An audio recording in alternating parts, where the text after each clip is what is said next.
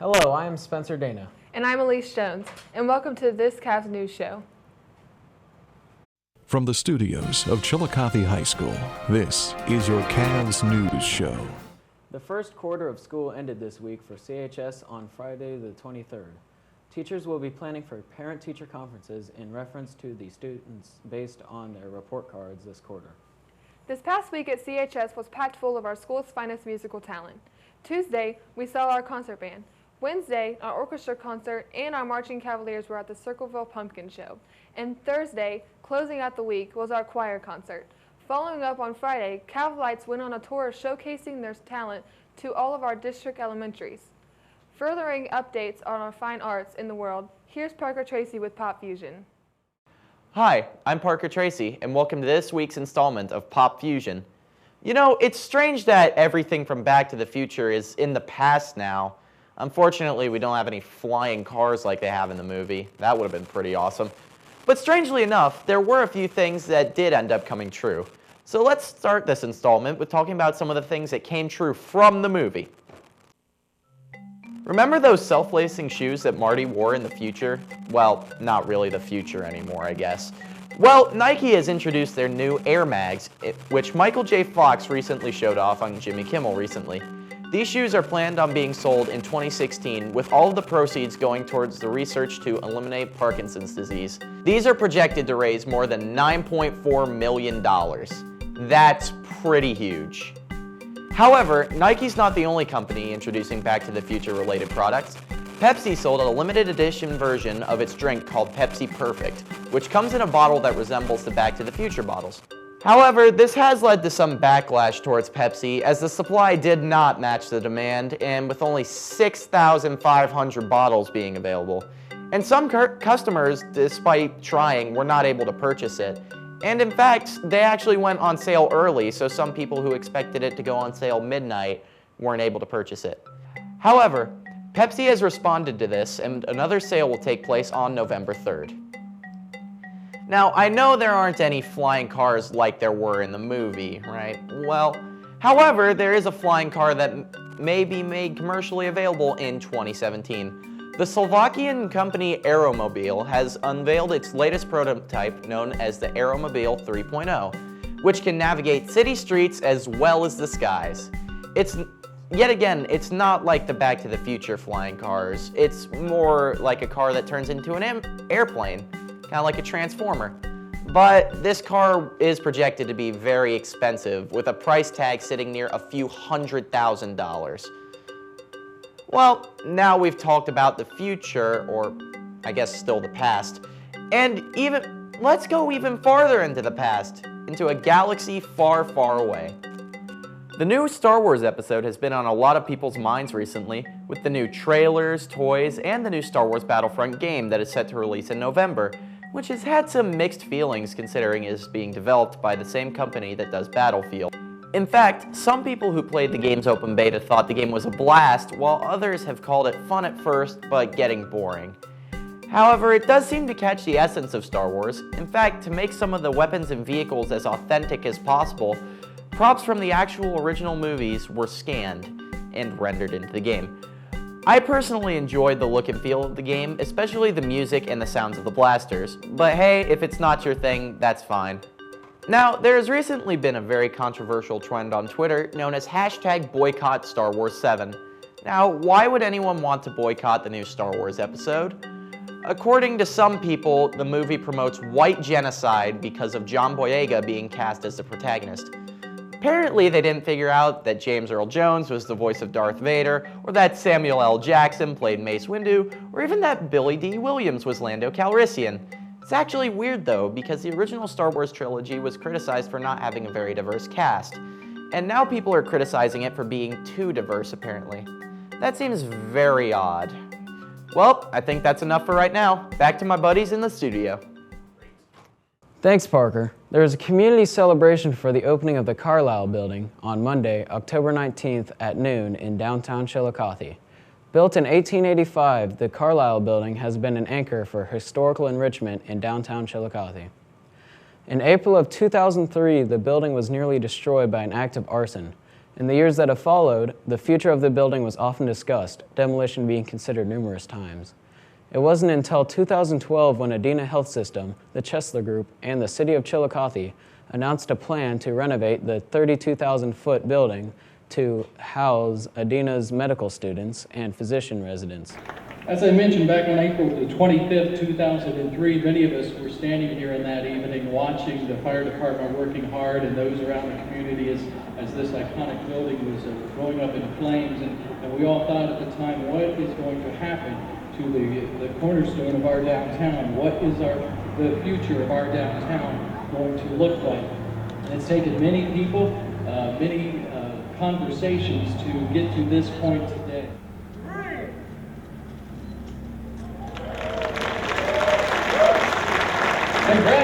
Led by Cleveland developer Michael Chesler, remodeling of the building began in 2014 and concluded just this past week. On Monday, October 12th, the freshman volleyball team was heading to a game when they were hit from behind by a drunk driver. Freshman Audrey Huggins said that after the car hit them, they watched the guy walk away and then got off the bus and went to the field beside them and waited there to get checked out. Fortunately, no one was hurt, and they did go to the game, but unfortunately, they lost. For more info on sports, let's go to Taylor Boggs.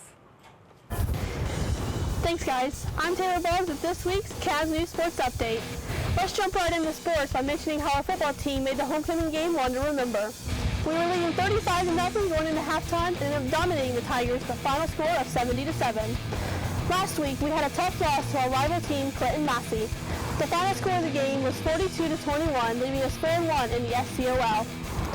In other football news, during the Uniota versus Huntington game last Friday night, some Huntington players snuck into the Uniota locker room and vandalized the room, along with stealing 4 of the new iPhones and $450 in cash.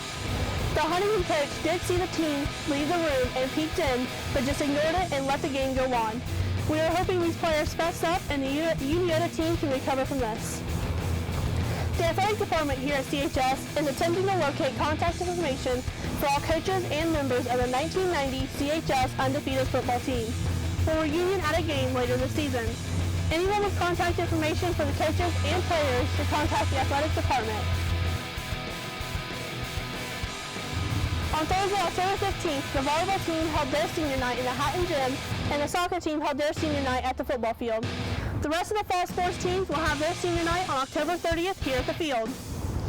We are adding to our list of league titles with the boys soccer team taking a 7-1 win over Wilmington, leaving them with yet another undefeated season. Along with the boys soccer team, we also have the girls soccer team, the tennis team, and the volleyball team who have already received their titles. The cross-country team worked hard but fell behind by a few points and took third place at the league meet. All we have now is football and getting them to week 11 for playoffs. All of our fall sports teams have been striving to reach their goals, and as they promised in the Cavalier Creed, we won't let you down. Thank you, Cavalier Nation, for always being there and supporting us when we needed it most. That's all for this week. I'm Taylor Boggs. Now back to Elise and Spencer in the studio. Thanks, Taylor. Chillicothe Police Chief Keith Washburn identified a woman on Wednesday as 31-year-old Rebecca J. Cade of Chillicothe. She was found by a man walking his dog, hanging by her shirt sleeve from a fence near an American Electric Power construction site located at North Brownwell Street and Hardin Drive at about 8:30 a.m. Tuesday. Officials said the cause of death was blunt force trauma to the head and neck, and police said defensive wounds were found on Cade's arms. The man arrested and charged with murder in connection with Cade's death, 27-year-old Donnie Kokenauer Jr., waived his right to a preliminary hearing earlier the day and was taken back to jail on a $2 million bond. His case will be taken to a grand jury, which convenes again October 23rd. Now let's go to Did You Know with Ryan Kincaid.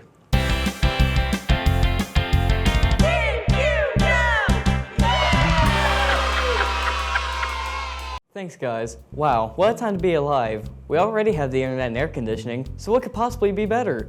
Well, over the past few years, NASA and Boeing have been working on a space capsule that can allow normal people to fly in space, called the CST-100.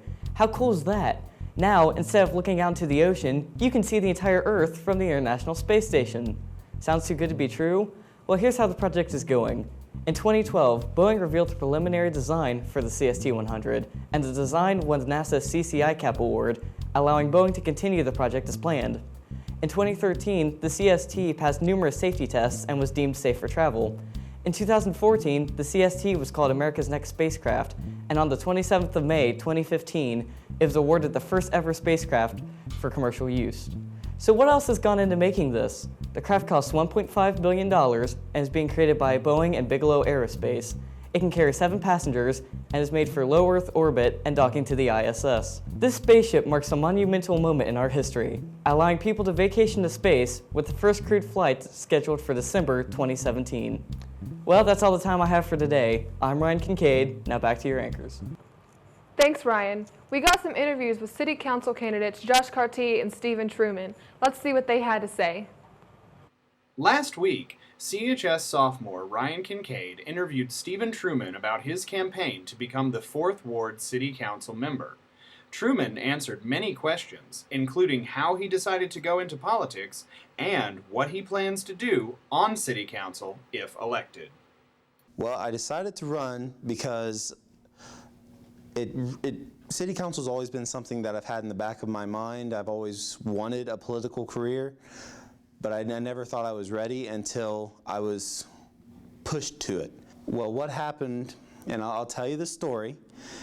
There's a friend of mine that I go to church with. Her name is Diane Carnes. She's the head of the Republican Party here in Ross County.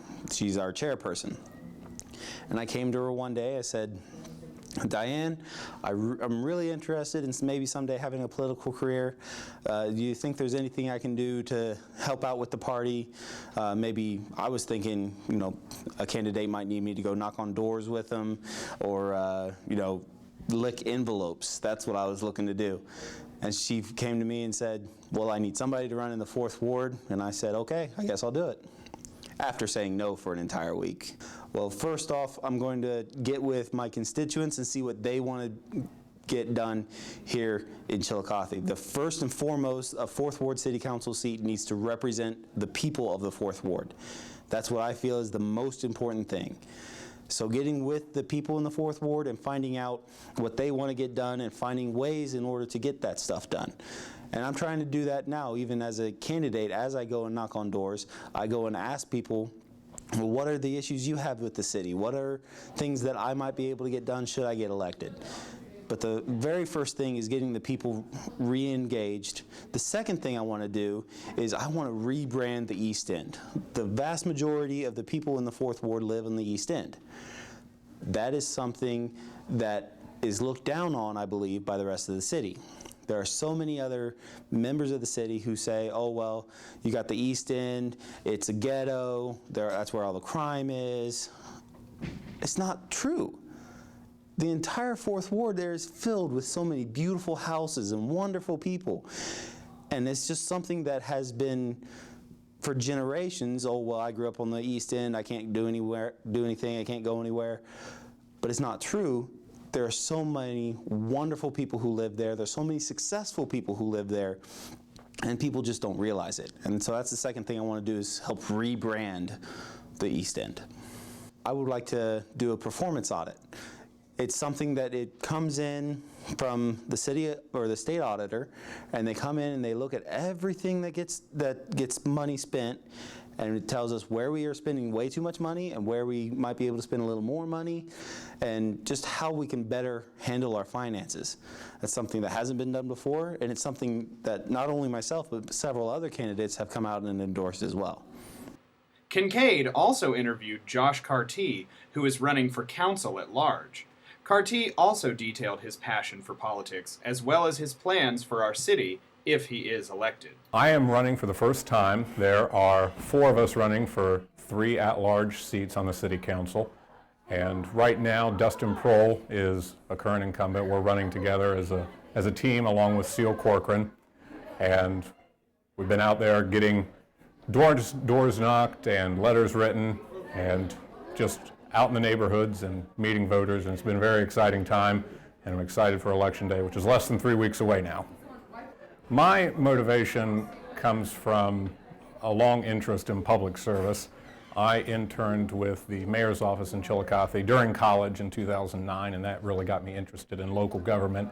I saw that local government really has an impact on the daily lives of residents. And at the local level, you're really forced to cooperate with each other and get meaningful things done for the city you represent. Unlike at maybe the state and national level that results in gridlock sometimes, what's unique about local government is that you're forced to work with everybody on the city council, the auditor, the mayor, the law director. All of us have to work as a team to move Chillicothe forward. And that's what originally interested me in getting involved in public service and then coming back home to Chillicothe after I graduated from college to run for office. But also, I've always been interested and concerned with the amount of poverty, especially in Appalachian, Ohio. Chillicothe, 1 in 4 people are born into poverty. The median income is lower than the national and state averages. And so I always knew that I wanted to do whatever I could to help Chillicothe residents and people I grew up with have a better life and have the same kind of opportunities that I had. If I'm elected to council at large, I want to increase youth involvement in Chillicothe and in the civic process. So what I'll propose to do in my first few months in office is to create a Chillicothe-Ross Youth Commission, which will be comprised of 11 to 13 students who meet once a quarter or so to give recommendations to the city council and the mayor on things that the city can do to not only attract young professionals back to Chillicothe after they graduate from college, but also to get them involved while they're still here, while they're in high school and middle school.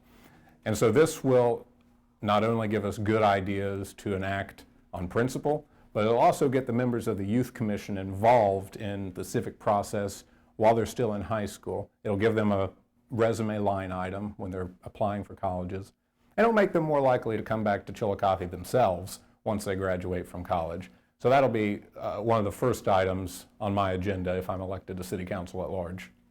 Even though it's just a local election, sometimes those are even more important than the presidential election. We've been having a lot of debates on the national level, and that's been capturing the media attention. But getting out to vote at the local level just impacts your daily lives on a very basic level, from garbage pickup to snow removal to what you want your city to look like. I believe getting out to vote is very important. We're in early voting right now, and we have 3 weeks until Election Day, Tuesday, November 3rd. I think I have a lot to add to the City Council. I'm 25 years old. I have a legal background, so I'll be able to create and move forward meaningful legislation to help the City of Chillicothe, and I would respectfully ask for your vote on November 3rd. Last week, there was a school board candidates night with Andrew Vitito, Liz Corzine, and Randy McNeil. They explained why they should be on the school board. Each candidate was given a small amount of time to answer questions regarding on what talents and skills they can bring to the school board. The event was moderated by Chillicothe High School's very own Alicia Gray and was very well attended by members of the community. Thanks for watching. I'm Elise Jones. And I'm Spencer Dana. Have a safe weekend, Chillicothe.